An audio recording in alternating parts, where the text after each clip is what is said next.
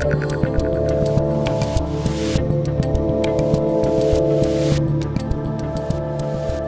right, people, it is Monday, October 26, 2020. We are 8 days from the election, from the day that will decide the fate of humanity. 8 freaking days, people. Here we go. All right, I normally don't do direct messages on Mondays and Fridays. However, I'm doing a mini one right now. Then we're going to do our regular shows Tuesday, Wednesday, Thursday, and then we're going to do another one on Friday because obviously this week is going to be, as I like to say, bananas. It's going to be ultra bananas this week, obviously. And then I can only imagine what's going to happen into the weekend and Monday and Tuesday. And then once the election results aren't accepted, then, you know, the next couple of years and all that. But we'll, one thing at a time. Let's just deal with today as it is. So I'm doing just a quick show today where I'm just going to show you 2 clips that the mainstream media won't show you. You are obviously not going to see these on CNN. You're not going to see them on ABC, NBC, CBS, or anywhere else. But these are on fire online. And when I talk about the reality war, the fact that whether you watch online stuff or mainstream stuff, and which online stuff and mainstream stuff you watch, you live in an actually different reality at this point than people who consume other things. I think that if you're watching this, your reality is somewhat similar to mine, and I think we've got a pretty decent grasp on reality over here. But even I'm going to have my blind spots. But I thought that these 2 clips, which are so indicative of something that's happening right now that the mainstream won't talk about, were important to show. So this first clip that we're going to throw to, this is Joe Biden forgetting who he's running against. This is the most consequential, not because I'm running, but because who I'm running against. This is the most consequential election in a long time. And the character of the country, in my view, is literally on the ballot. What kind of country we're going to be? 4 more years of George is going to find ourselves in a position where if Trump gets elected, we're going to be in a different world.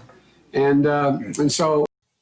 All right, glibness and sarcasm and humor aside, I feel bad for the sign language lady because what was she supposed to do in the middle of that? All right, that wasn't glibness aside. This is seriously depressing. Joe Biden has obviously the early stages of dementia, and not only is nobody saying anything about it, they're actively using him. And go back, rewind the clip for 20 seconds from now, and watch Jill Biden. She mouths Trump twice to him.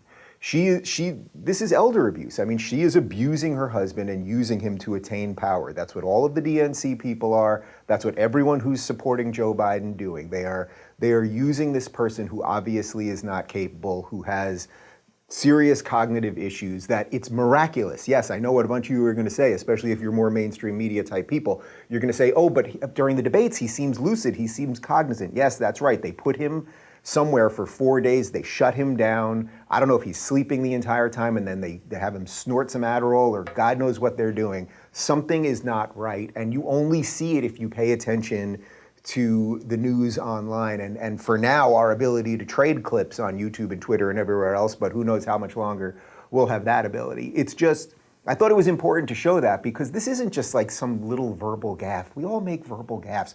I speak live to a camera all the time. I'm going to screw up a word here and there. You're going to screw up a date or forget something. All of those things, like all of that is totally legit.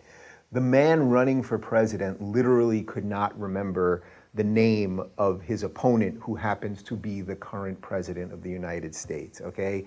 That is a problem, but you're not gonna see it on CNN and you're not gonna see it anywhere else. And I thought it was just worth, there it is. There, it's for you to decide. Don't even listen to anything I'm saying about it. Does that seem right to you? Yes or no? I guess that's the real question. And then there was another clip making the rounds this weekend, another one of Biden. And by the way, before I even play this one, I should say that's not to say Trump doesn't say some funny things and odd things, and he has a strange way, he starts talking, then he interrupts himself, and then he kind of gets back and reverses him because he's doing a lot of stream of conscious stuff, which, that's fine.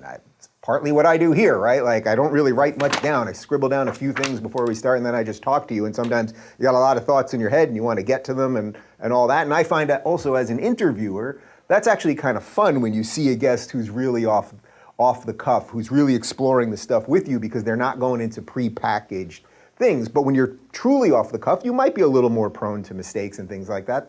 That's okay, right? Or you might be a little more prone to to forgetting what you're saying. So there were times, one more thing, then I'll get to this Biden clip. There were times when I was on tour with Jordan Peterson, and I would moderate the Q&A at the end. So we do about 45 minutes of Q&A. This is after he's given an hour-and-a-half lecture. We've traveled that day. He's done a ton of interviews, blah, blah, blah. And at the end, I'd be asking questions that were from the crowd usually. I'd pepper in some of my own questions. And he'd go on a long, long tangent on somebody else's question. And it's like 12 minutes later, and I'm trying to listen to him so that I can then, twist it into some other place that might be interesting, right? Give it a little turn that might be interesting for the crowd. And then sometimes he would say, so what was the question? And I'd go, I'm not even sure. And I'd have the audience yell it again, because if you're actually trying to listen, you might sort of forget some of this stuff. Okay, that's a total sidebar. This next clip, this is just from the last couple of days. And did Biden just admit something that we've all long suspected? Let's find out.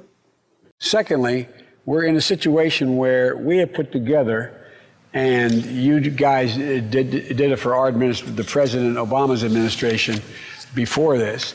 We have put together, I think, the most extensive and inclusive voter fraud organization in the history of American politics. All right, so let me just repeat that for you. I'm going to just cut that Obama part because that was a little sidebar there. We have put together, I think, the most extensive and inclusive voter fraud organization in the history of American politics. Now, I don't think he meant to say that.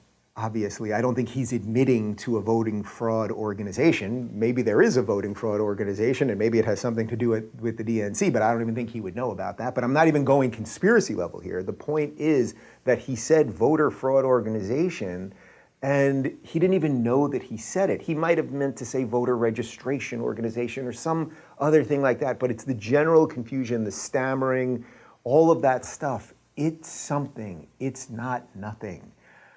My grandma had dementia, and when I was doing stand-up in New York, I was usually working at night, so I had some of my days free, and for about a year, I went often several times a week to the doctor with her, to various doctors, actually, and I know what that's like, the confusion, the repetition, sometimes the anger, all of those things.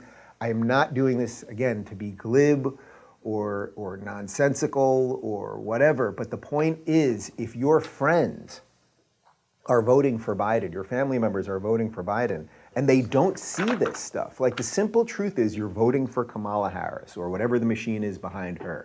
And let's not forget, just, what was it, 2 weeks ago, Pelosi was talking about the 25th Amendment. I mean, that will be the plan to get rid of an incapacitated Joe Biden. Like, that is it. If he wins, he's gonna go in a bunker. They'll release statements every now and again and try to get him out there, just in the bare minimum. And then they'll just get rid of him. And Jill Biden should be embarrassed, and everyone behind this whole thing.